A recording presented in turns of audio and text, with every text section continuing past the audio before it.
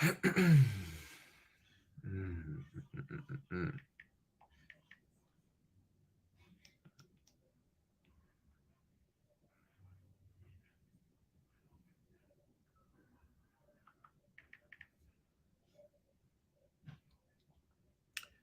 All right, Shalom. First and foremost, I want to give all praises, honor, and glory to Yahweh, Bahasham, Yahweh Shai, Bahasham, Rakah Kodash. Double honors to the elders and the apostles of Great Millstone, and peace and blessings to the elect. And as you can see in the title, go and watch the movie Nefarious ASAP. All right, ASAP. And this is a movie that the elder Itazwan recommended. And if I saw the trailer, it looked pretty interesting. So I went and I found a site and I took a look. And yeah, man, I'm not even gonna. I've linked the trailer in the description, but I'm not even gonna speak on it. All right, just you go and watch it. Okay, go and watch it, and you'll understand why I say that. Now, the direction of this lesson is gonna be based on a few timestamps in the movie where pretty much they're letting you know, because what happens is um a conversation between this individual you're seeing on the screen, which he's more than an individual, but I'll leave it at that. But anyway, he's speaking with another individual, and the he's basically speaking in code. However, those of us that are in the know, if you watch the movie immediately, you'll be able, or you should be able, to pick up on what he is referring to and what he is saying. Okay, and the point is that when you watch this movie, it confirms, or I mean, we already knew it, but it just it's more proof that the things that we've been saying and the things that we've been teaching and how we've been breaking down the scriptures not only have an influence, okay, and not only are we being watched, but it's the truth. Okay, it's the truth that if you go down this path, that is the only destination you will arrive at. The truth is the truth. It doesn't change. So if you actually follow the path of seeking the truth, you'll see the same information that we're talking about. Okay, but the point is, when we go into the scriptures, and this goes to show you that don't think it's far fetched for movie directors and these people to be watching our videos. Okay, don't think it's far fetched at all. Just because they don't openly come out and say things and all of that, it seems as though, yeah, we're just somewhere in the background. That's not true. All right, that's not true at all. Because, well, like I said, go watch the movie. Um, I will give you a little synopsis though. It's when you watch the trailer, you'll see what it's about. It's basically this individual here, who's a demon, okay, that is taking over this the man's body. All right, basically subjugated him and made him commit some crimes and so on and so forth. So the guy's on death row, and they send in a psychiatrist to come and examine his mental state to see if he is insane. Then they're not gonna put him to death, right? They're gonna say he can't be put to death because he's insane.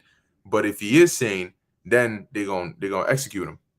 So when you watch the movie, you the demon is basically having a conversation with the guy, and all that other stuff that's going on in the movie, but it's what he says. Okay, it's the things that he says, and I mean, I don't want to speak on it because I don't want to not do it justice. So like I said, go and take a look. I think it's on Amazon Prime, YouTube, um a few other sites. I mean, if you search online, you'll probably be able to find a site where they have it on there. But this came out, what, 2023? Okay, 2023. So, man, I'm telling you, they know.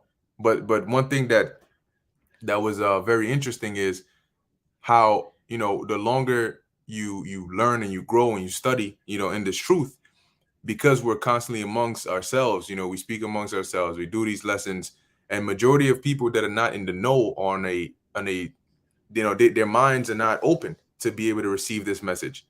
So you can seldom speak to them on this level, right, of common ground, which is what, the truth. However, to see, when you watch movies like this, and they basically throw these things out that literally go over the average folks head. I mean, it goes so far over their head that they don't even realize something is going over their head, right? But it goes over their head, but instantly we're able to catch it. All right, and you realize, damn, like the Lord has really blessed us with those spiritual eyes to where we can pick up on the different code languages and stuff that they do, and they put it right in front of you. Okay, they put it directly in front of you, but they know that the masses are not going to see it or understand it. To them, it's going to be like, what the hell? What is he talking about? Carpenter? What the what's that? You know, what's he referring to over here? The enemy, you know? But when you know, when you in the know, you gonna know. All right, so this is the book of Psalms, chapter 19, verse 4. It says, their line is gone out through all the earth, and their words to the end of the world. In them hath he set a tabernacle for the sun. Now, when you read up a couple of verses, it pretty much goes into the internet, okay, and the spreading of the word of the Lord via the mouth of his holy prophets throughout the whole world. Okay, when it refers to the line and the words to the end of the world, that's being done right now through these, you know, the internet, the transmission of data, you know, from one end to another, right? And the word of the Lord is going out that way. And as it says, in them hath he set a tabernacle for the sun, and truly so, which the sun representing you know, that understanding, and them representing the men of the Lord, the prophets. Okay. So understanding rests with us. And truly so. The information, look, man, the things that we're teaching is not it, you may, because you get used to it, it becomes like second nature. It becomes like you breathe it, it's your common knowledge, but it's actually not. This is actually esoteric information, esoteric knowledge. All right, and it is the truth. No matter what you want to do, say, or think about it, it is the truth. Even these deceivers, these deletes, they know about it, and they know that it's the truth. Okay. I mean, hey, like I said, man, I highly, highly recommend go and watch the movie Nefarious. Go watch the whole movie. Watch the whole thing. It's a pretty interesting movie too. It's not like a boring thing. It's an interesting movie, but watch it with a spiritual eye, and you'll see, and you'll be like, damn, wow, okay, so they are, you know, they know what's up. All right, they know exactly what's up. But it's just beautiful that, you know, the Lord blessed us and opened up our eyes to understand things, both earthly things and spiritual things.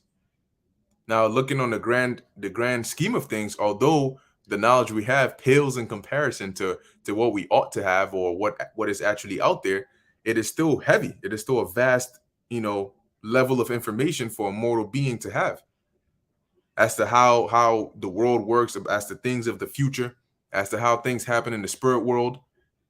And these are not things that we make up. The concept of reincarnation, the concept of you know, spirits, the concepts of demons and angels and how they function, that's all real. You know, we're not making it up. But as we break it down according to the scriptures, that's the truth. And that's really all there is to it. You know, just because just because somebody says they don't believe or believe it doesn't mean that it's not true. Doesn't mean that they won't be affected by it. All right. It says here, so this is the book of Second Ezra, chapter 6, verse 27. For evil shall be put out, and deceit shall be quenched. As for faith, it shall flourish among the elect. It says, corruption shall be overcome, and the truth, which hath been so long without fruit, shall be declared. And that's what's happening now. And it's starting like, what's that, Ezekiel 47? It talks about the waters starting at the ankle, then up to the knees, then up to the loins, then up to the neck, and then it just continues to go up like that. Well, that represents this knowledge, this truth. All right, and that's what it is. It's flourishing, because for so long it was without fruit. For so long we were it was hidden from us, right? We didn't have the knowledge or the understanding of who we were and what was going on. But now the Lord has opened up our eyes, and he's cleaning us back up and opening up our minds, and the spirit of truth, the spirit of life is entering into us, and we're standing upon our feet and we're prophesying. And it's like we never left. See, just like Esau went through the dark ages, we also went through a form of dark ages. Meaning Esau ruled, right? You had the first 12 Caesars, the imperial Rome, and then eventually they went down, and then officially during the Holy Roman Empire, which was their dark ages, where they were down. down, down, down to the ground. But then they came back up again in the Renaissance era, right? The time of the rebirth, with the French, the Spanish, the British, and so on. And they've been in power since. But guess what? We also fell, right? We ruled for a while, but then we fell. When they came up into power, we fell. And we also went into a form of a dark ages for us, heavily so in the time of slavery. But guess what? We're in our Renaissance now, where the Lord is reviving us. So guess what? Esau had his revival, but now the Lord is reviving us. And they know, and they have all these records. They know that the stuff we're saying is true. That is why, look, when they shadow ban your channel on YouTube, when they delete your YouTube page, and all of these things, it's not, what they try to do is, I don't want to use the term mitigation. However, they try to reduce the scale of the importance of what we're doing. So they will throw certain shots at you, but they will make it seem as though it's not that big of a deal. Meaning, like, what you're doing is not that dangerous to me that I have to take more drastic measures against you. That's just a tactic that they use. If they had it their way, if they had it the careless way, at least from their perspective, we wouldn't even be here. Okay? But they have to play the game. They got to play it strategically because they don't want to draw too much attention to it. So every now and then, periodically, they'll set up something, draw a bit of attention, see how things are going, and understand these elites, they plan things out, but they're not perfect in their planning. There are things that they try out. It looks like it's going, you watch certain events that look like they're going one way, and then all of a sudden they stop. Something else just comes and everything, it just dies down. Yeah, because they test these things out. And sometimes when they see that things aren't going in the right direction, they pull up a distraction and then they slowly die down whatever the original plan was. So they can go back to the drawing board and think about another way to go about it. You had the whole Covington, whatever, high school situation. So there've been a couple of times when they've put, the Hebrew Israelites in the media, and they've tried that. But all they're seeing is no. They're seeing that the scripture that says, for we can do nothing against the truth before the truth. All publicity is good publicity. Because what you're really doing is helping us spread the net even further. We know that the net is going to bring forth good and bad fish. Right? But the point is, even if there are 10 bad fish and there's one good fish, that's good enough for us. We're not here to catch all the fishes in the pond, just the ones we need. So the further our reach, the better the chances. And they realize that every time they put us out in the media, they no, pull that back now.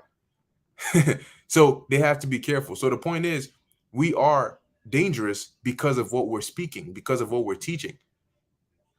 Okay, this is the information that these devils do sacrifice and go on the deep high level on the left hand side to go and gain. And then they turn around and they see us out here on the highways and byways and we hit the nail right on the head. I mean, speaking truthfully, we hit the nail right on the head. We're not beating around the bush. We're not getting close. Oh, warmer. No, you're getting cold. Warmer. No, we're hitting the nail directly on the head. And that is why they're getting desperate. That's why they're sending their vocabs and their Dr. Browns and all of these things, because when we come out and we teach the scriptures, we teach it exactly as it is. And because they know that is why they're even more afraid. Because it only confirms more for them in their minds that, yeah, these are them. Okay, this isn't a fluke or anything like that. No, this is it. And that's a big problem for them. Anyway, let me read this again. 2nd Ezra chapter 6, verse 27. For evil shall be put out, and deceit shall be quenched. As for faith, it shall flourish. Corruption shall be overcome, and the truth, which hath been so long without fruit, shall be declared. And that's what's happening now. And we're declaring that truth. Okay, we're not hiding it. And they know. They know. Okay, they know. So moving on, this is the book of 2nd Ezra chapter 6, verse 20. And this is all just more signs that we're at the end. It says, and when the world that shall begin to vanish away shall be finished, then will I shew these tokens. And when is that? That is in this time. All right, in the end. The books shall be opened before the firmament, which the books represent the scriptures. When you go into the Bible, you have different books and different chapters and verses, which they broke it up that way. Okay, but it's opened because at one point, right? Let's go to, is this Isaiah? Let me see.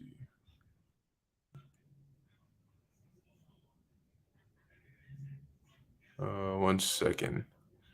Oh, maybe it's Isaiah 24.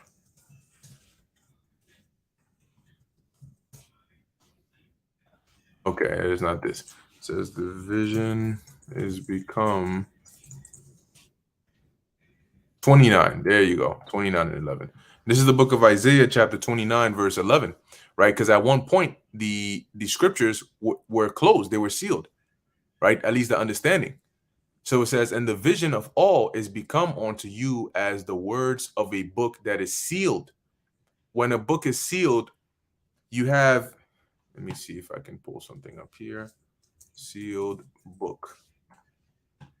Can we get some images? Okay. Okay, this is, I guess this is a slight example, although this is just a scroll, but the point is you have a seal, meaning it closes the book. Okay, like there you go. This is a seal right here. This is an example. You see this? The book is closed and there's a seal on it. So it's locked, it's closed. You can't open it. Okay.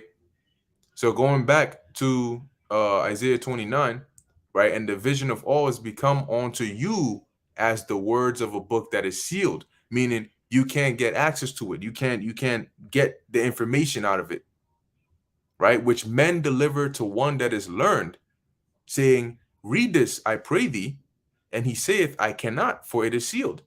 So, I mean, know how to read. I could probably break it down, but I can't open it. And if I can't open it, then it's sealed. I can't do anything about that. Right? Verse 12, it says, and the book is delivered to him that is not learned, saying, read this, I pray thee. And he saith, I am not learned. See, so the point is that at one point, at one period in time, the book was sealed. But as it says here, back in 2nd Ezra 6 and 20, and continuing where I left off, it says the books shall be opened before the firmament. So now we're in the time where the Lord has given us the understanding, the seals have been loosed, and so the book is opened. The visions, the understanding of the visions have been made clear. And now we're breaking it down. Before the firmament is referring to the satellites, okay, that are in the heavens. Why? Because that is how the information is transmitted into the four corners of the earth. And as it says, and they shall see all together. And that also lines up with Matthew 24 and 14, right? This gospel shall be preached in all the world, and then shall the end come. So everybody's seeing this. Everybody's is hearing the words of the Lord, whether they believe it's the words of the Lord or not. They're still seeing and hearing it. Which, once again, if you go and watch this movie, you'll see as the demon makes it clear, because the guy that comes in is a so-called atheist, at least he was, and he says he basically laughs at him because he says, you think that because you don't believe that I'm telling you that I'm a demon, that I can't affect you, right? You think that because you don't believe something that protects you from it? That's a very, very naive and hilarious. And that links up with what? Romans, the 3rd chapter. People think that just because they don't believe in this, it means that's it. It has no power over them. That's not how life works. You don't believe fire burns? Go put your hand in it and see if it'll burn you or not. There's a car about to hit you, but you don't believe it. So all of a sudden, the car doesn't hit you. That's how you sound. Okay, but at the end of the day, the point is there's only one truth, and that's the Lord's truth. And he has given us that truth. Okay, so yeah, that's pretty much it. Like I said, go and watch the movie Nefarious. You will see what I'm talking about when you go and watch it. Okay, watch the movie Nefarious. It's a good movie, and it'll show you. All right, these elites, they know these directors, they know. All right, they know what's up, and they've been watching. Anyway, I'm gonna end it here. Lord willing, that was edifying to the elect. In closing, I want to give all praises, honor, and glory to Yahweh, Bahasham, Yahweh Shai, Bahasham, Recha, Kodesh. And until next time, Shalom.